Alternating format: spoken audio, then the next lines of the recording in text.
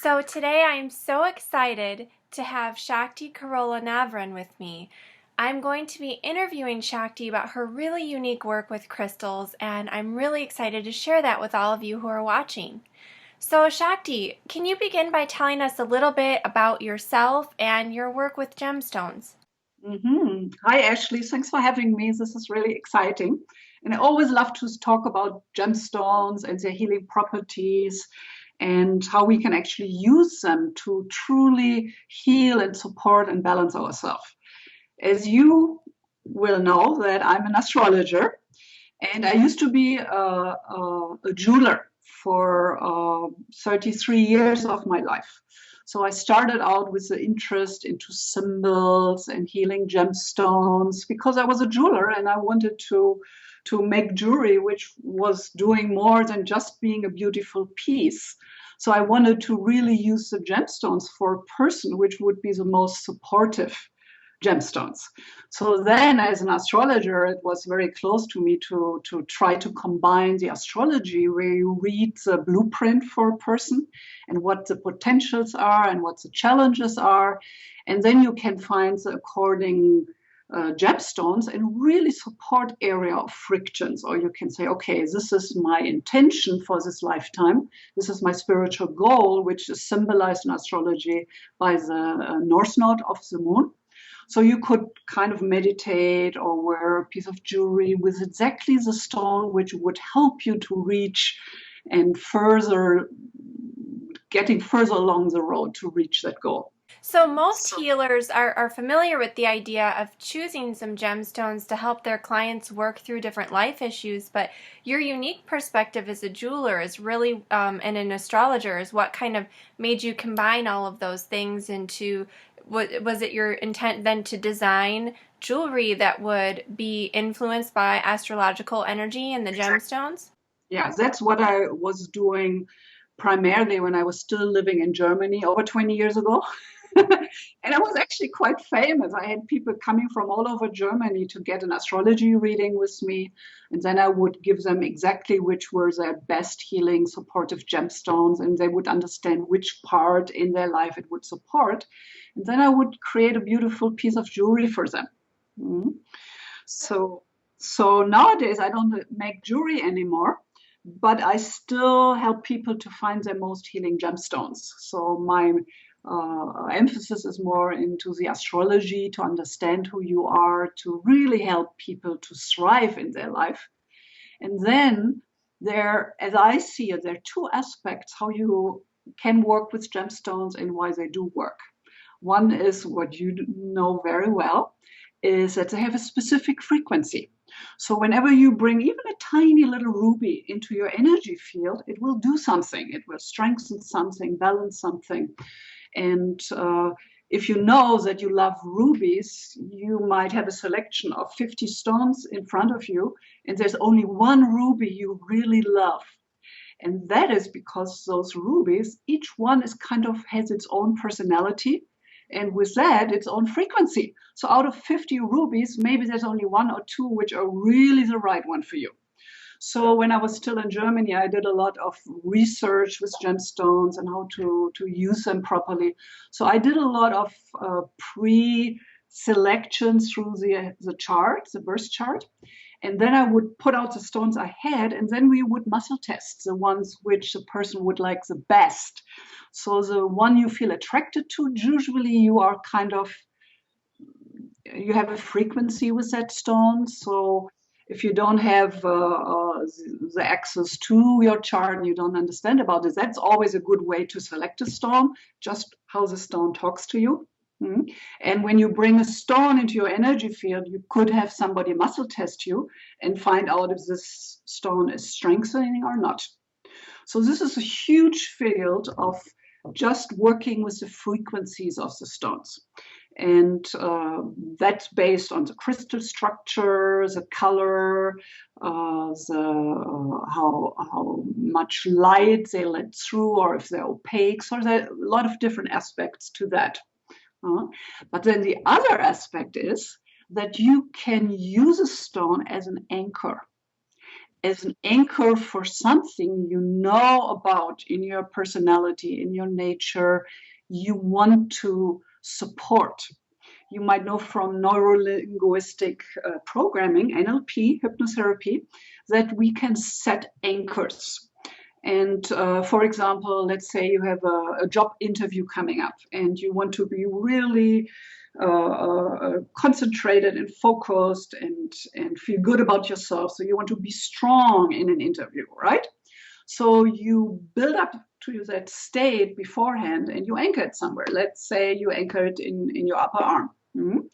So then you go into your interview, and before you start, you kind of touch yourself on the upper arm, what means you fire that anchor, and suddenly you sit straight, you have that optimism, that energy flowing. So that's what we mean by using an anchor. It kind of fires a certain state of consciousness or a certain emotional state. So the same we can do with gemstones. We can program a stone with a certain intention or a certain goal we're having. And just by playing around with the gemstone in your hand during the interview or any other situation you want to support yourself in, it will help you to be in your strongest expression, because the stone becomes an anchor and fires that intention you have programmed into it. So I have actually done quite some videos about how you can, first of all, clean a gemstone, and then how you can make it into an anchor, how you program a gemstone. So in reality, both lines, the frequency of the stone and what you want the stone to do, will always play a big role in your life. So I'm a Taurus. I'm very practical. So I just love to use all what gemstones have to offer. That's beautiful. So, in your work as an astrologer, then, and from my understanding, you create personal gem reports to help people identify with which stones will enhance their strengths and serve as those anchors for them in their lifetime. How do you select which stones would be right for a person based on the astrology chart? Did you have like a set list of your go-to stones that you always use for the planet Jupiter, or do you have stones that you always connect with a Sagittarius, or does it really vary depending on the overall chart for the person? Yeah, that's a really good question, and that's exactly it. That you want to, let's say, your sun is in Taurus, as an example. But then not every Taurus is the same. So it really depends how the Taurus sun is connected with other planets in your chart and in which house it is. So that gives us much more information what kind of Taurus you are, in which area of your life you need that grounding and that beauty and comfort and taking that deep breath Taurus needs to learn about. So the birthstones, as they're given to us by the Jewelers Guild, they're not astrologically based, not at all. I don't know how they came up with it, but I agree with some of them, but most of them are really, you can forget about it. So how you want to select which stone is the best for the Taurus sun is you need to know in which house it is. And each stone has what we call a signature. So for example, the diamond. The diamond is one of the most beloved stones, and there's actually a reason for that. So it's not just because we have agreed upon it all that this is a nice stone. It really has to do with the frequency of the diamond. So if you know about the crystal structure of the diamond, it has this double pyramid. So it crystallizes in those two endings. So that gives us a Mars signature, this coming to that point. It's also the hardest stone, so it's a Saturn stone. And it's a stone which carries the highest light reflection. So that connects to supporting consciousness. And here, diamond is a stone many people use as a wedding ring. And the idea that it's a hardest stone, so it has this durable effect for supporting long-term relationship, which we go for when we marry. We make promises because we believe we get along for a long time. So so in a chart, I would give the diamond for somebody who has a connection between Saturn, Sun, and Mars, and actually Venus. So we haven't discussed the Venus aspect. The Venus aspect comes from the double pyramid. You can almost mirror it up. If you just look at the pyramid and mirror it up, it has this Venus effect because Venus rules Libra. So Libra is a scale, it's a balance. So this would be a stone which is very beneficial for you if you have Sun Saturn square, for example, or Sun Saturn conjunction. So you want to find a stone which covers as much of the qualities you want to support. And the underlying idea is that when we use gemstones, they are the most perfect crystallized representation of that archetypal idea or signature, and they're perfectly balanced. So they can help us when we bring them into our energy field to balance, because they're already bringing in those high frequencies into the material realm. So that's why it's really a wonderful way to enjoy stones and play with them, lay them on your body for meditation, wear them in jewelry. I mean, there's so many ways we can use the perfection and the perfect vibration those gemstones hold. So you're really making this connection based on the entire chart and then that correspondence with the energetic qualities of a particular stone. It's not just one piece of information that you're pulling. You're looking at the big picture.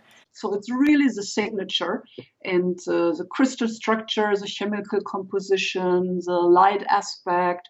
So, for example, if we know that a stone has iron in its chemical composition, we automatically know it's a Mars stone. But then we want to have more information, which of the Mars stones is really the right one for you.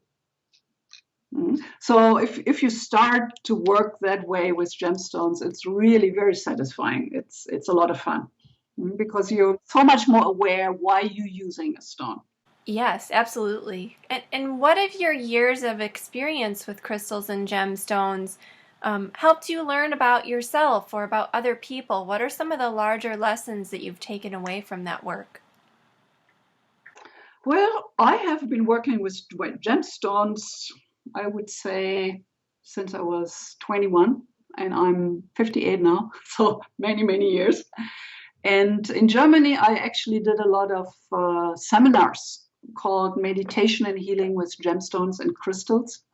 So I not only had my own research and my own experiences with gemstones, which brought me to that whole world, but I have also had access to a lot of people and their experiences with gemstones. So in my experience, when you open yourself up, your heart, so to speak, for the beauty, then the gemstones can really become the focal point for something you want to support in your life. And I think this is really the main benefit to use them that way. In all of your work with crystals, have you ever come across something that was challenging for you as far as your work? Did you ever find any stumbling blocks or things that you felt unsure of moving forward? And if you ever did encounter something like that, that was like a personal growth challenge, how did you overcome that? Mm-hmm. Well, when I was younger, I did a lot of meditations with crystals. So because it's so comfortable, I'm a Taurus, I'm comfortable. So with a meditation with crystals, you lay down, you put certain stones onto your body, and it's just so much easier to relax into that non-mental space. And I had really, really deep experiences with those meditations. So that was most impactful for me at that time. Mhm.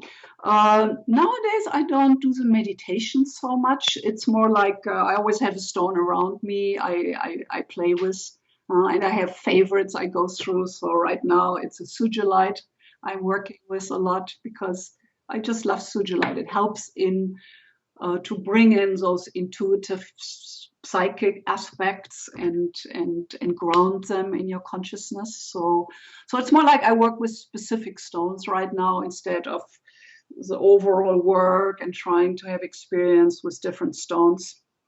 And according to your questions, no, I never had a really challenging experience with gemstones. I no, I couldn't recall any. I mean, what I do have experience when I used to do my seminars is that some people didn't feel strengthened with specific stones. Like, for example, you bring in this tiny little ruby into somebody's energy field, and they might test weak. So then I would definitely say this is not a stone you should have in your energy field.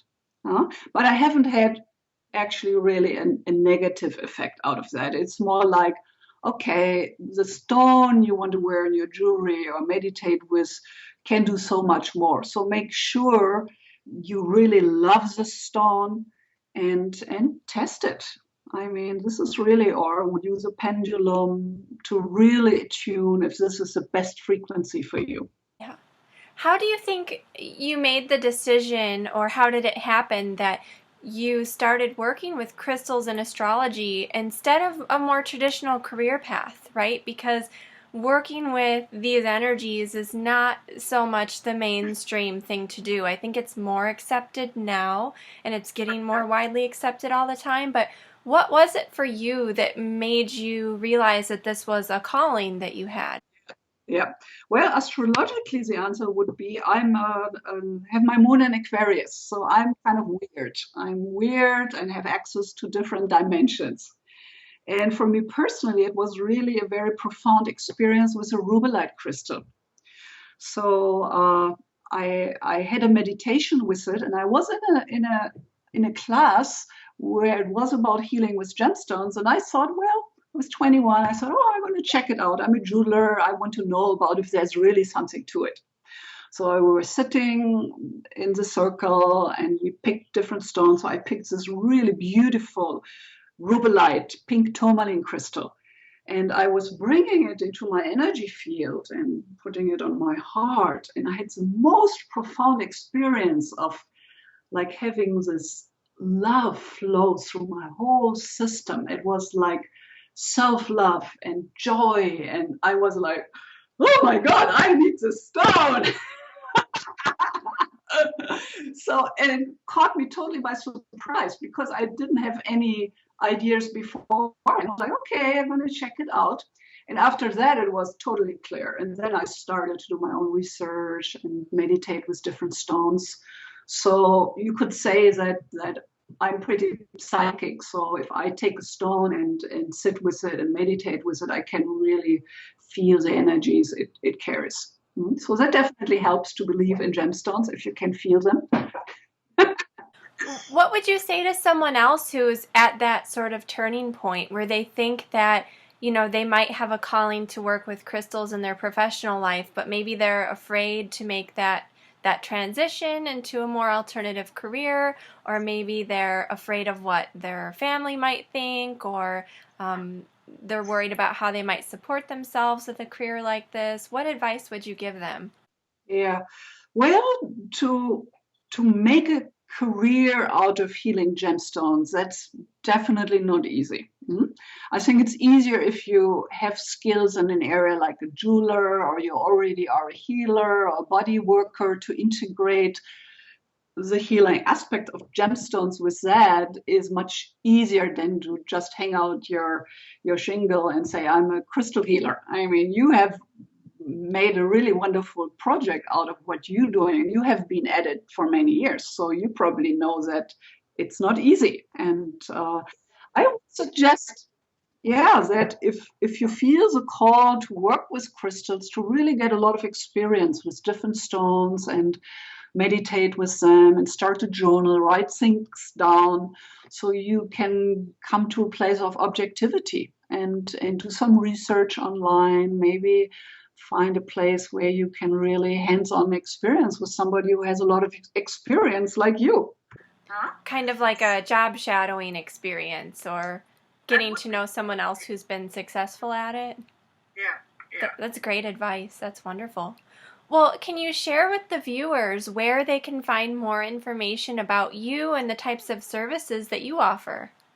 Okay, so on one hand, I'm what we call an evolutionary astrologer. So I look at the birth chart and help people really to thrive with what they brought with them into this lifetime. So I look at everything in the chart from that karmic soul perspective. So, and then I help with the gemstones to anchor that and to really keep somebody on track and to help balance out the challenging areas.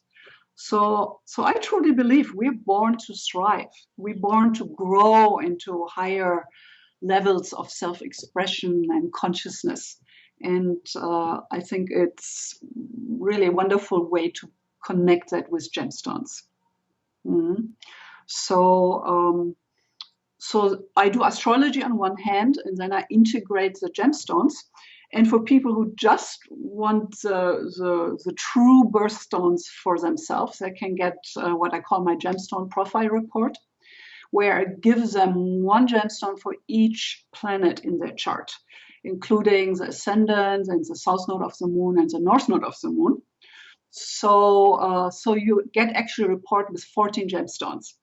So I've written a book about it, Jewelry and Gems for Self-Discovery, where I explain how it works and how you can find your own access to choose the right stones. But a lot of people like to understand how it works, but then they want the report to have it easy.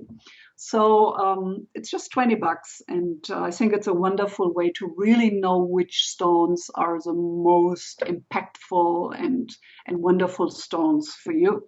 And especially for someone who is already working with crystals in their day-to-day life, to have that information from an expert about some of the stones that can really help with their own self-transformation and personal growth. I think it's just a wonderful tool and a great service for you to offer to people who are looking for that in their lives. And like you said, making it nice and easy for people by getting all of that information condensed and ready for them. And I also give them a write-up about the particular stone and the metaphysical aspects of it. So you would get the 14 gemstones, which are really your true healing birthstones. So let's say there is a ruby for the heart. Ruby is a stone of unconditional love, connects the root chakra with the heart chakra. So it's a really wonderful stone for supporting creative self-expression and getting those love energies going. But then again, if you visit a jeweler and he shows you 50 different rubies, there might be only one or two which are really the right frequency for you, depending on their specific chemical composition, which part of the world they're coming from, which mine. So all that will play a role. So the gemstone profile, I look at it as just a start to get you oriented. And then you really have to go out and look at stones and muscle test them. That's a really good way. Or if you can't do that, or you don't know how to use a pendulum, then go with the stone you like the best, the most beautiful stone, because that's kind of how our heart decides which is our stone. And I've had it happen again and again, especially when I still had my crystal store in Germany, that people would come in and look for a special stone, like an opal. And they had seen an opal like maybe 5 years ago in a gem store somewhere, and they never got it out of their head. But of course, 5 years later, that stone was gone. So my advice would be whenever you fall in love with a stone, you should go for it right then, because this means you really have a connection with that stone. And I can promise you, you will never find the exact combination of frequencies again. So if you love a stone, you better get it. Is there any final takeaway that you would like to share with everyone who's watching about your specific expertise combining the astrology with the gemstones? Is there any one last really important thing you'd like to leave everyone with? Mhm. I truly believe that our personal power is what we know about ourselves and our state of consciousness. And everybody lives their chart, there's no doubt about it. The question is just on what level. Is it more the low end level of possibilities, or do we smarten up? Do we get more mature? And do we find better ways to live all the potentials we carry? So, what astrology does, and the way I'm using it, I'm really looking at what's your full potential and how can you get there the straightest way. So, I give you a crash course with widening that perspective to look at yourself and connecting the dots of who you are and parts you know about yourself in a whole new way, like from the soul's wisdom perspective. And then it gets very practical how you can support yourself to get there. But consciousness is really the starting point. And then gemstones just help to work it in a very specific and empowering way. Yes. Well, thank you So, so much. I'm so grateful for you doing this interview today and sharing your unique perspective on crystals and gemstones with everyone who's been watching today. yeah, I love to talk about gemstones and astrology. As you can tell, very passionate about it. And so, just for everyone who is watching, below this video, you'll find a bio of Shakti and her work, along with a link to her website, and also link to some of her publications and different services that she's offering. So, thank you again so much for joining us. And Shakti, many, many thanks and gratitude to you for spending some time with all of us today. Mm-hmm. Thank you, my dear. And as we say here on Maui, aloha. Aloha.